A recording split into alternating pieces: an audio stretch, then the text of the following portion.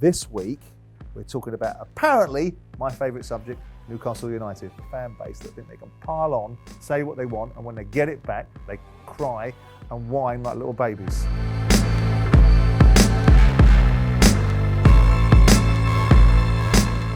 The last thing I hate is Newcastle United. I have a great deal of respect and admiration for big football clubs that mean a lot for their community.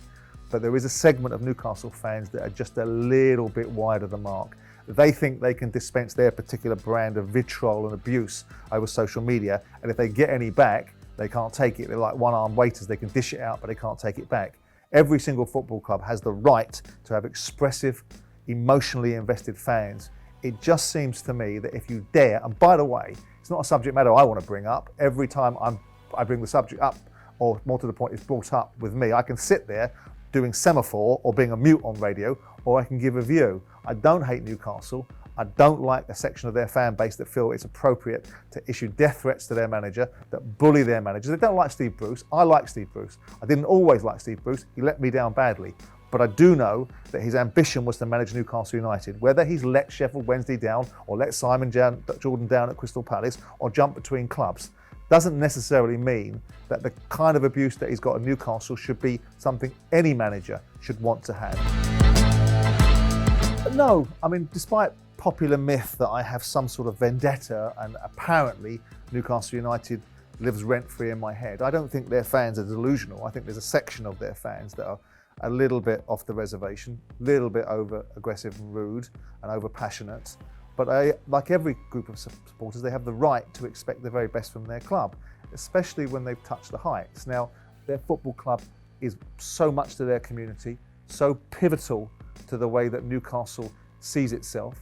So there's nothing wrong with that, but it's just difficult to ever deliver what it really wants, which is a brilliant football team that actually perhaps wins something. Look, I'm not a fully paid up member of the Steve Bruce fan club, so I don't know why Steve Bruce on paper appears to have had a better relationship with Mike Ashley. I can imagine, because despite the fact that I admire Benitez as a football manager because I think he's a very capable one, I don't admire his ability not to manage those that he works for. People like Benitez want, command and demand respect from their players, and they want it absolute, but they don't want to do the same thing for those that they work for. And I think that's a challenge for me. It's not just something he's replicated at Newcastle or something he did at Newcastle, it's something he replicated somewhere else. Now that might explain why Bruce has managed to extricate more money from Ashley, or it might just be simply a matter of timing.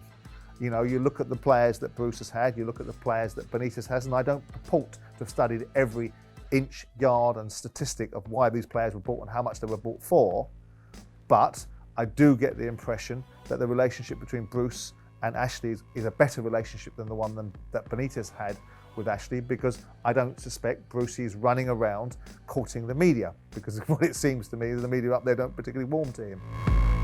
Yes, if I were Newcastle United and I had the opportunity to buy Joe Willock, I would absolutely buy him, because everything about that young man smacks of a very good player, from the manner in which he went up to Newcastle and got straight into the fold, to the manner in which he showed his ability on the pitch, to his enthusiasm, to his general outlook from every angle, from on the pitch to his engagement with the media, to his commitment to the cause. Of course you would. But here's the $64 million question. Are they going to be able to buy him? Because those that own his registration probably might not want to sell him.